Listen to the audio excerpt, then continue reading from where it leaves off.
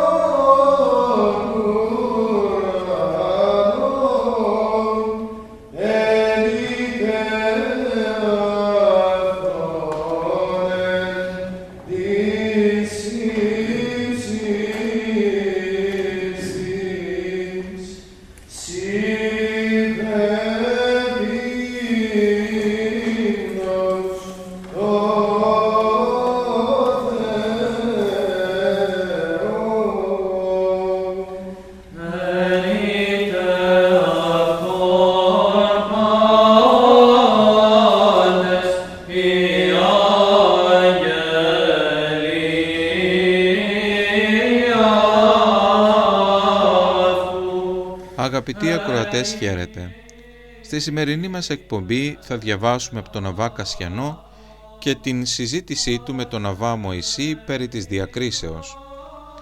Λέει λοιπόν ο Αββάς Κασιανός: μετά την πρωινή ανάπαυση, όταν χαρούμενοι αντικρίσαμε το φως της αυγής, αρχίσαμε να παρακαλούμε πάλι τον Γέροντα για να μας δώσει την ευκαιρία να συνομιλήσουμε όπως άλλωστε μας είχε υποσχεθεί.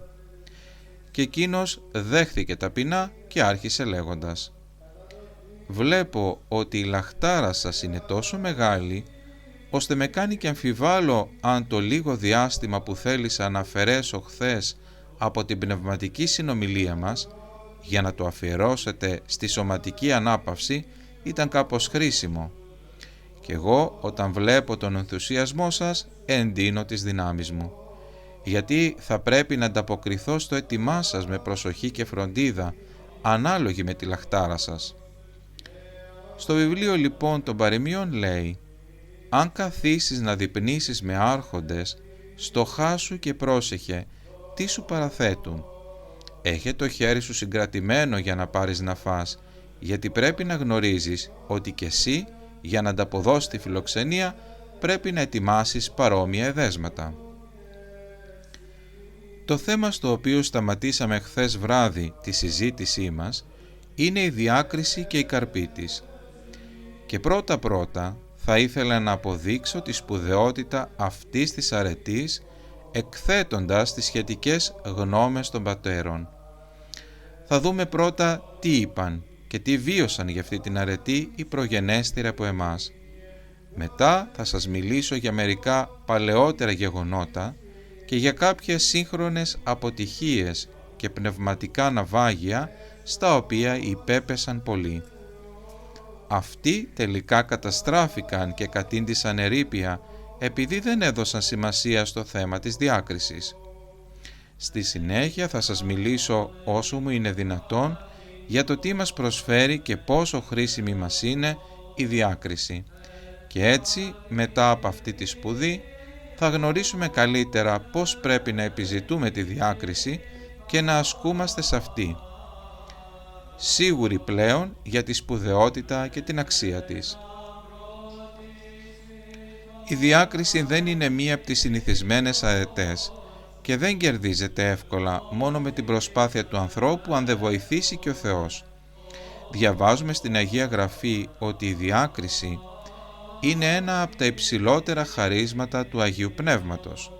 Στον ένα το Πνεύμα δίνει χάρισμα να μιλάει με Θεία Σοφία, σε άλλον το ίδιο Πνεύμα δίνει ξεχωριστή δύναμη πίστεως, σε άλλον το ίδιο αυτό Πνεύμα δίνει τη δύναμη της θεραπείας των ασθενειών, σε άλλον δίνει τη δύναμη να κάνει θαύματα, σε έναν άλλον τη δωρεά της προφητείας και σε άλλον το δώρο να διακρίνει τα ψεύτικα πνεύματα από το αληθινό πνεύμα.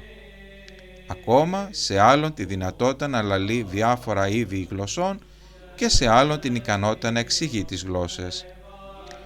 Μετά ο Απόστολος, αφού έχει ήδη εκθέσει στην πρώτη προς Κορινθίους τον κατάλογο των χαρισμάτων του Αγίου Πνεύματος, προσθέτει «Αλλά όλα αυτά είναι ενέργειες ενός και του αυτού Πνεύματος, που χορηγεί τα χαρίσματα στον καθένα χωριστά όπως αυτό θέλει». Βλέπετε λοιπόν ότι το χάρισμα της διακρίσεως δεν είναι πράγμα επίγειο ούτε μικρής σημασίας, αλλά είναι το μεγαλύτερο βραβείο που δίνει η χάρη του Θεού. Είναι βέβαιο ότι ο μοναχός θα πέσει σε σφάλματα αν δεν την επιδιώξει με επιμονή και δεν αποκτήσει τη δύναμη να διακρίνει με αλάνθαστη κρίση τα πνεύματα που εξεγείρονται μέσα στην ψυχή του. Ο μοναχός είναι σαν τον άνθρωπο που μέσα στο βαθύ σκοτάδι της νύχτας πέφτει σε επικίνδυνους λάκους και γκρεμούς. Αυτό που του συμβαίνει είναι ότι κάνει λάθη και μάλιστα σε θέματα πολύ απλά και ευδιάκριτα. Όταν ήμουν ακόμα νέος, λέει ο Αββάς Μωυσής, θυμάμαι πως στην περιοχή της Θηβαΐδας όπου ζούσε ο Όσιος Αντώνιος ήρθαν κάποιοι γέροντες να τον επισκεφτούν και να διδαχθούν από αυτόν για την τελειότητα. Η συζήτηση διήρκεσε όλη τη νύχτα. Το μεγαλύτερο όμως μέρος συνομιλίας αφιερώθηκε στο θέμα της διάκρισης. Συζητήθηκε εκτεταμένα ποια αρετή πρέπει να έχει ο μοναχός ή τι πρέπει να προσέχει για να μην πέφτει στις παγίδες και τις απάτες του διαβόλου. Πώς πρέπει επίσης να προχωρά με ασφάλεια και πώς να ανεβαίνει στο ύψος της τελειότητας. Στη συνέχεια είπαν όλοι τη γνώμη τους ανάλογα με το πώς ο καθένας έκρινε τα πράγματα. Μερικοί είπαν ότι πρέπει ο μοναχός να νηστεύει με προθυμία και να αγρυπνεί, γιατί ο άνθρωπος με αυτά τα μέσα ταπεινώνεται, αποκτά την καθαρότητα της καρδιάς και του σώματος και έτσι ευκολότερα ενώνεται με το Θεό. Άλλοι είπαν ότι πρέπει να καταφρονούμε τα πάντα, έτσι όταν ο νους μας μείνει γυμνός απ' όλα και καθαρός, θα προσεγγίσει ελεύθερος τον Θεό χωρίς να κινδυνεύει στο εξής από απροσδόκητες παγίδες. Άλλοι είπαν ότι ο μοναχός πρέπει να απομακρυνθεί από τον κόσμο, πρέπει δηλαδή να ζει στη μόνωση για να είναι κρυμμένη η ζωή του από τα διάκριτα μάτια των ανθρώπων. Πρέπει, με άλλα λόγια, ο τρόπος της ζωής του να είναι τέτοιος που να διευκολύνει την επικοινωνία του με τον Θεό και να τον κρατά προσκολλημένο σε Εκείνον. Άλλοι είχαν τη γνώμη ότι πρέπει να ασκεί κανείς τη φιλανθρωπία, γιατί ο Κύριος του Ευαγγέλιου υπόσχεται ότι στους ελεήμονες θα δώσει τη βασιλεία του. «Ελάτε», λέει η ευλογημένη του πατέρα μου, «κληρονομήσα τη βασιλεία που σας έχει ετοιμάσει από τον καιρό της δημιουργίας του κόσμου. γιατί πείνασα και μου δώσατε να φάω, δίψασα και μου δώσατε να πιω». Έτσι οι πατέρες αποφάνθησαν ότι με την άσκηση διαφόρων αρετών μπορεί να πλησιάσει κανείς το Θεό. Ενώ λοιπόν είχε περάσει το μεγαλύτερο μέρος της νύχτας με αυτή τη συζήτηση, ο Άγιος Αντώνιος είπε: «Πράγματι, χρειάζονται όλα αυτά που αναφέρατε και βοηθούν όλα αυτά πολλοί αυτούς που λαχταρούν τον Θεό και που επιθυμούν να τον πλησιάσουν. Αλλά υπάρχουν πολυάριθμες μαρτυρίες ότι συνέβηκαν και πολλές πτώσεις σε ανθρώπους που ασκούσαν τις αρετές. Έχουμε εμπειρίες επίσης πολλών ανθρώπων, οι οποίες δεν μας επιτρέπουν να θεωρήσουμε όσα αναφέραμε πριν σαν τα πιο σπουδαία χαρίσματα, διότι συχνά υπάρχουν άνθρωποι που κάνουν αυστηρή νηστεία ή αγρυπνία ή αποσύρονται με γενναίο φρόνημα στην έρημο. Συναντήσαμε μοναχούς που έβγαλαν για σκοπό τους να στερηθούν τα πάντα, σε τέτοιο μάλιστα απόλυτο βαθμό, ώστε δεν ανέχονταν να κατέχουν ούτε το φαγητό της ημέρας, ούτε και μία δεκάρα. Γνωρίσαμε επίσης άλλους που άσκησαν την ελεημοσύνη στο έπακρο. Τους είδαμε όμως όλους να πέφτουν σε κάποια στιγμή και να μην είναι σε θέση να τελειώσουν το έργο που είχαν αρχίσει. Αντίθετα, ο πολύς ζήλος τους και ο αξιέπαινος τρόπος της ζωής τους κατέληξε να έχει ένα άσχημο τέλος. Έτσι λοιπόν, αν εξετάσουμε πολύ προσεκτικά την αιτία της πτώσης και της απάτης αυτών των ανθρώπων, θα μπορέσουμε να βρούμε ποιος ακριβώς είναι ο δρόμος που μας οδηγεί στο Θεό. Οι μοναχοί που ανέφερα, ενώ είχαν πολύ εργαστεί στις αρετές για τις οποίες μιλήσατε πριν, τους έλειπε μόνο μία αρετή, η διάκριση. Γι' αυτόν ακριβώς το λόγο δεν μπόρεσαν να συνεχίσουν τον αγώνα τους μέχρι το τέλος. Δεν μπορούμε να βρούμε άλλη αιτία της πτώσης τους, παρά μόνο ότι αυτοί δεν είχαν αρκετά καθοδηγηθεί από τους γέροντές τους και ότι δεν είχαν αποκτήσει κρίση και διάκριση. Η αρετή της διάκρισης διδάσκει το μοναχό να αποφεύγει τις υπερβολές και από τις δύο πλευρές. Τον μαθαίνει να βαδίζει στη μέση βασιλική οδό και τον απομακρύνει από τις υπερβολές. Η διάκριση τον εκπαιδεύει να μην παραβιάζει από υπερβολικό ζήλο και έπαρση το μέτρο, πέφτοντας έτσι προς τα δεξιά, αλλά παράλληλα και να μην ρέπει προς τη χαλαρότητα, δηλαδή να μην αποδέχεται τις κακίες και να πέφτει προς τα αριστερά, με την πρόφαση ότι τάχα θέλει να ταπεινώσει το σώμα και έτσι να γίνεται από αδυναμία νοθρός και να καταντάει να παρασύρεται από το αντίθετο πνεύμα της χλιαρότητος.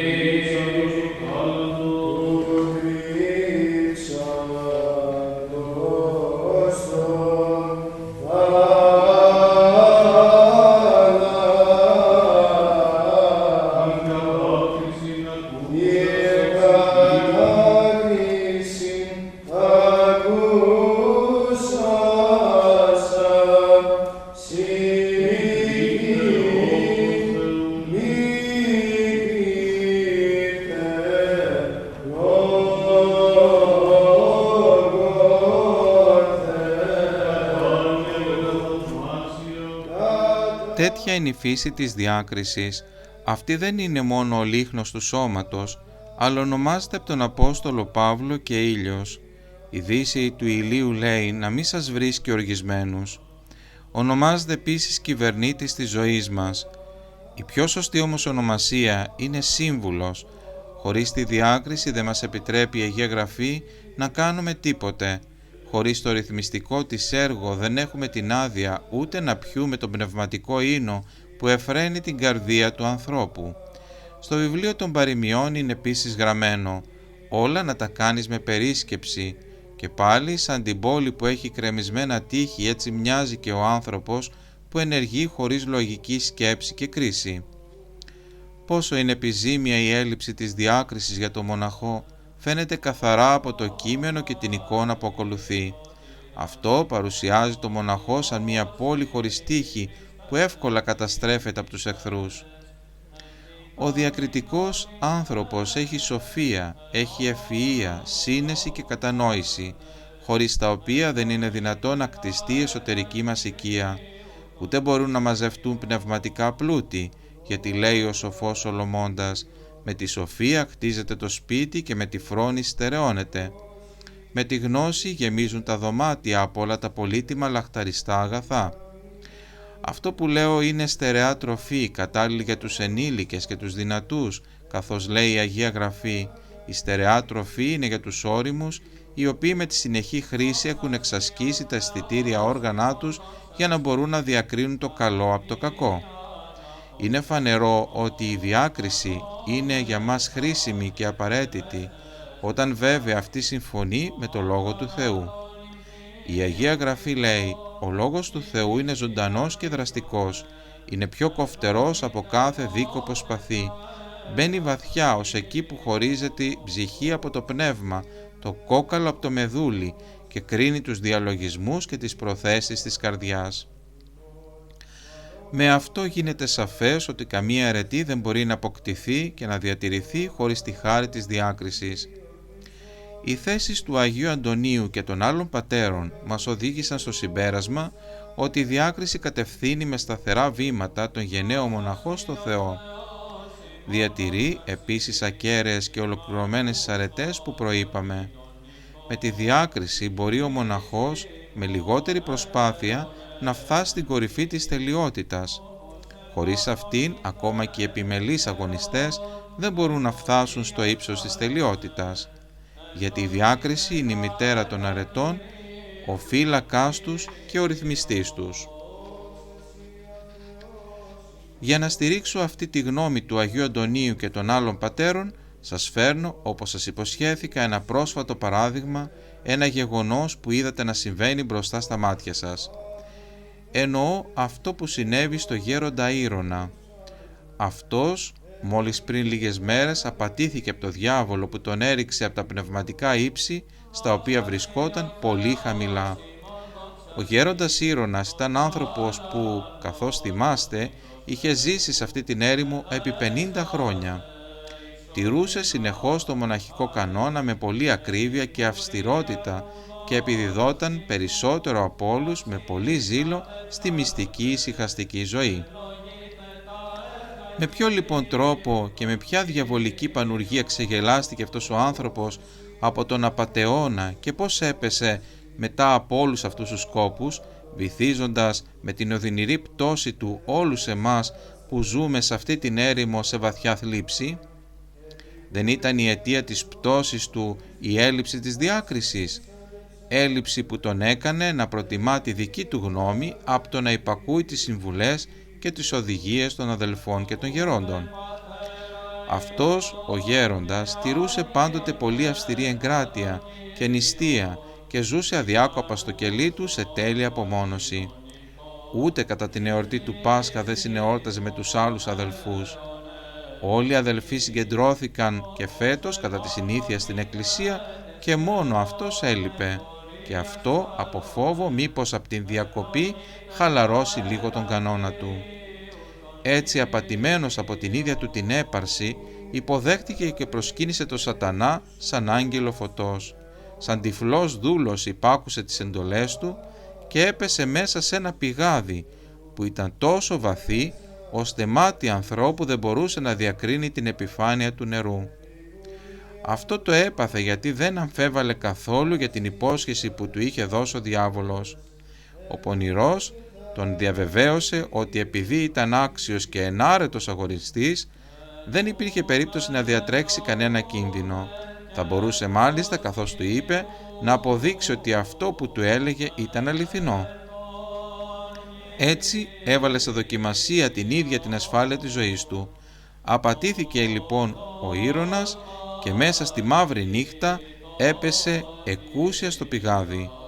Ήθελε έτσι να αποδείξει τη μεγάλη αξία της αρετής του, εφόσον κατά τα λεγόμενα του σατανά θα έβγαινε από εκεί μέσα σώος. Οι αδελφοί μετά από μεγάλες προσπάθειες τον έβγαλαν από το πηγάδι μισοπεθαμένο. Μετά από 3 μέρες ο Ήρωνας ξεψύχησε. Το χειρότερο όμως απ' όλα είναι ότι και μετά, αφού τον έβγαλαν από το πηγάδι, αυτό συνέχιζε να επιμένει πεισματικά στην πλάνη του. Ούτε ο επικείμενος θάνατος του δεν μπόρεσε να τον πείσει ότι είχε απατηθεί από τα τεχνάσματα των δαιμόνων. Κι έτσι οι μοναχοί, που με συμπάθεια και πολλή ευγένεια παραστάθηκαν στο θάνατό του, με πολύ κόπο έπεισαν τον Αββά Παφνούτιο, επειδή είχε ο Ήρωνας πολύ κοπιάσει και είχε ζήσει πολλά χρόνια στην έρημο, να μην θεωρηθεί ο θάνατός του ως αυτοκτονία, γιατί διαφορετικά ο Ήρωνας θα έπρεπε να στερηθεί τα μνημόσυνα και τις προσφορές που γίνονται στους κεκοιμημένους.